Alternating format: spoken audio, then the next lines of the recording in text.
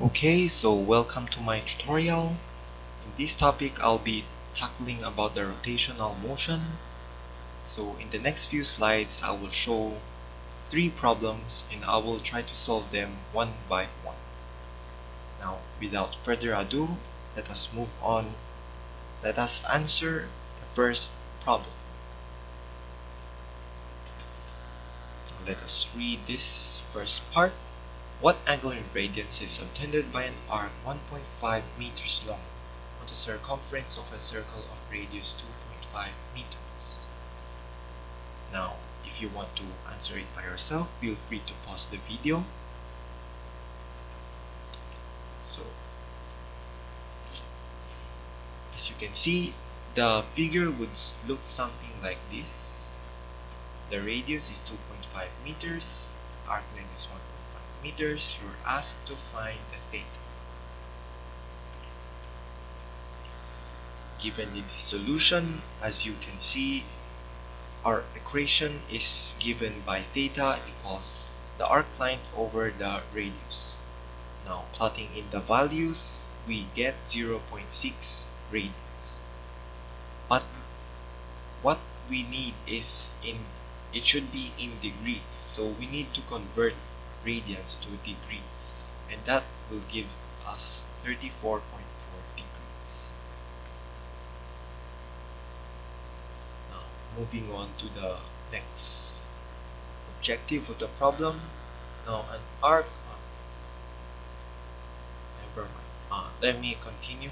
An arc 14 centimeters long on the circumference of a circle subtends an angle of 125 degrees. 128. Okay, the figure explains it quite clearly. Now, moving on to the solution. It is very much similar from the first one that we did a while ago, but this time we are asked to find for its radius given the arc length and the theta. So plotting in the values, but notice here that our angle is in degrees, so we need to convert it into radians. So to convert it to radians, we need to multiply it by pi over 180, and that will give us an answer of 6.27 centimeters. Okay, we proceed to the next objective of the first problem. The angle between two radii of a circle will be fast forward. Let's look at the picture. As you can see, radius is equal to 1.5 meters, theta is 0.7 radians, and we need to find the arc length of the circle. Now, the equation is again very similar to the ones that we did a while ago, but this time we are asked to find its arc. Now, plotting in the values, we get 1.05 meters.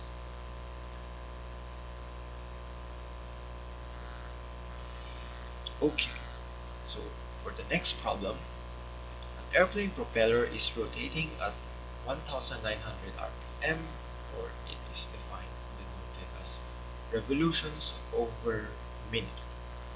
Now, for the first objective, you are to compute its angular velocity in radians per second. Now, that's just simple conversion because, okay, first we label the given, and we are asked to find radians over second. As you can see in the solution, I just multiplied 1900 to 2 pi because I need to change revolutions to radians. Now, we also need to divide it by 60 because 1 minute is 60 seconds. So, converting all of them will give us an answer of 199 radians per second.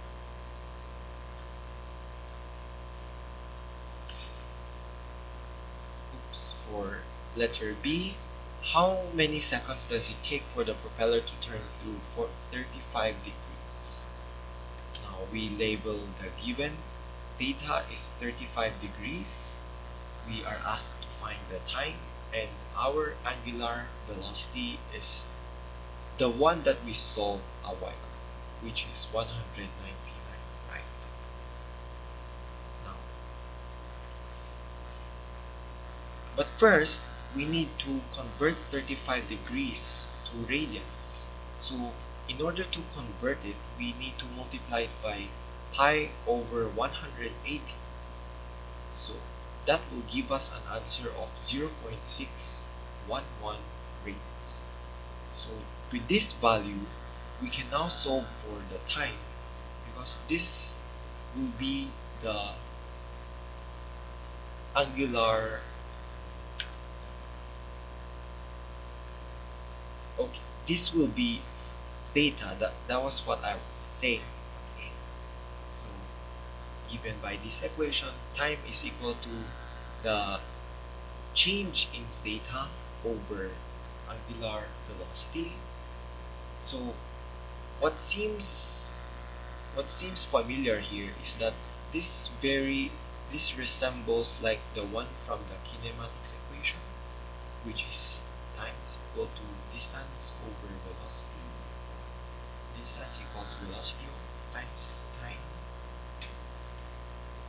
So in rotational motion, it's just in a different manner, because the distance is acts as the theta and the velocity acts as the angular velocity. So plotting in the values, we will arrive at 3.1 times 10 raised to the negative 3 seconds. Okay, so far the questions seem very easy. So let's move on to the next problem. Okay, this will be a bit more challenging, because now we are introduced the angular acceleration. So given the rotating blade of a blender turns with a constant angular acceleration 1.5 radians per second squared, you are asked how much time does it take to reach an angular velocity of 36 radians per second, starting from rest. Okay, as always, we list down our given. We are given by the angular acceleration, the final angular velocity, which is 36 radians per second, and since we are starting from rest, we can set the initial angular speed as 0. So with these values, we can input them in an equation, which is as seen right here. So plotting in our values, we get 24 seconds. Okay, seems pretty easy, but let's move on again to the next objective. Through how many revolutions does the blade turn in this time interval? Okay, so we need to find the theta, because that is denoted as the number of revolutions. Now, theta is defined by this equation. Once again, if you remember the kinematics equations, it's very similar with this one right here. So all you need to change is that the final velocities and the initial velocities become the angular velocities, and the acceleration will become the angular acceleration. Now, plotting in the values, 36 squared all over 2 multiplied by 1.5, that will give us 432 radians. But wait, that's in radians. We need to find the revolutions. So in order to convert it, it's simple again. You just need to multiply it by 1 over 2 pi, and that will give us 68.8 revolutions. Okay? Was the problem a bit more challenging? I bet not. As you can tell, I just accessed the problems from this book.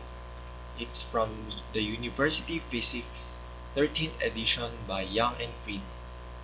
Now, if you want to answer more challenging and hard questions, feel free to look them up here. And if you want to find the rotational motion specifically, it's under chapter 9, and you just need to look at the contents and browse through their discussion problems and exercises.